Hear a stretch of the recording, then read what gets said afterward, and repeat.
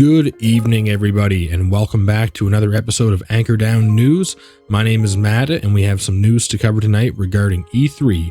But first, if you haven't already yet, please subscribe to my channel to help me reach my goal of 100, and give this video a like if you enjoy it. Everyone, let's get right into it. So E3, of course, is the biggest gaming event of the year. It happens every year in June, just in case you were living under a rock for the last 24 years.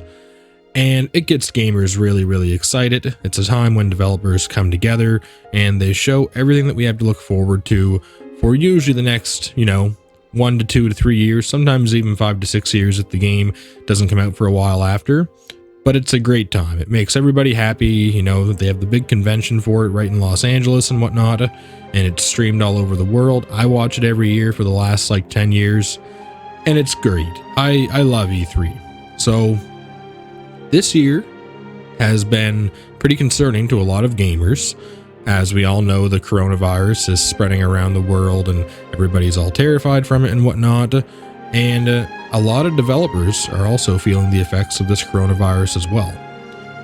So the big question is E3 still going to take place this year if the coronavirus continues to escalate as it is? As we all know, or some of you might not know, but the Game Developers Conference recently just got canceled for next month due to the coronavirus. So that's pretty concerning, right? The Game Developers Conference is something that a lot of people look forward to. And while it's not a huge conference compared to, Gamescom and E3 and whatnot, it's still a pretty big deal, right? All the developers get together like that. Now, we also just had PAX East. And while a lot of people attended, and there were a lot of people wearing masks and whatnot at it, we did have one company drop out, and that was Sony. They did not attend PAX East like they were originally planning to do to show off The Last of Us Part 2. Now, with that being said, we have some news. So it's been confirmed from the ESA that E3 is going to go ahead as planned from June 9th to 11th, 2020. So this right here is another way that you can look at E3 2020 and say, okay, stuff's changing, right? Because usually E3 is a 5 to 7 day event, and now it's only becoming a 3-day event from the 9th to 11th of June.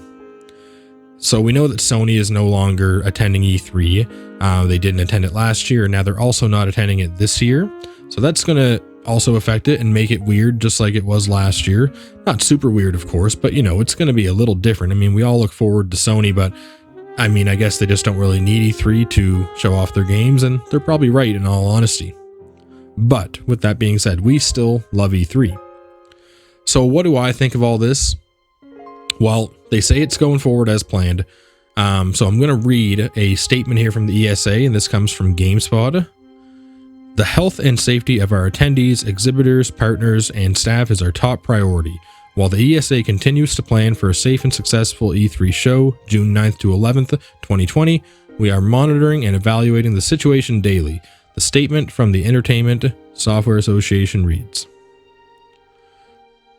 So yeah, they're fully aware that the coronavirus is here, and they know that they can't really skip E3 because it's a big money maker for them. There's so much advertising and whatnot that goes along with it, and the ESA, they need this, right?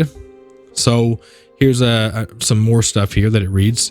The E3 planning team and its partners are monitoring the information about the virus supplied by the Centers for Disease Control and Prevention and the World Health Organization. Additionally, E3 2020 will feature increased efforts to reduce the risk of health risks. So that right there tells me that E3 is going to be different in more ways now. Maybe this year they're going to have, all kinds of, sanitation setups and whatnot for you to, continuously wash your hands and make sure that everyone stays clean at it and whatnot and germ free. But I really hope that it happens. I think that it is going to happen. I just think that it's going to be different this year. That's the main thing from this video, aside from just sharing the news. I really think that E3 is going to be a different event. It's shorter this year than it ever has been. The coronavirus is taking effect, of course, and canceling other shows and, making other developers skip out on other conferences and whatnot. And they're even saying that they're going to have huge efforts to, contain the health risks and whatnot from going to E3. So it's definitely going to be interesting. And truthfully, I mean, there's even a chance that it could very well be a big, huge digital event. A lot of people could, have job losses or at least just layoffs and whatnot that work for the ESA. And yeah, I mean, that's definitely a possibility. The way we have the State of Play Directs and the Nintendo Directs, I wouldn't be surprised if this year during E3, all the big companies, Square Enix, Ubisoft, Microsoft, Nintendo, they all just do like their own Direct or State of Play or Inside Xbox type event, and then it all just gets congested into like this big, huge, couple days of online streaming for everyone to check out with maybe, developer interviews and all that stuff. Now that would take a lot of organizing and planning, of course, but it's definitely possible and it definitely could happen. So that's it, guys. I wanted to cover that. I wanted to get that off my chest about E3. Let's all hope that it happens, because I'm sure most of you guys enjoy watching E3 too. It's like Christmas time for gamers. And with that being said, everyone, thank you for subscribing to my channel so far. Be sure to follow me on Twitter at AnchorDad902 and on Instagram at AnchorDownGaming. And until then, everybody, have yourselves a great night.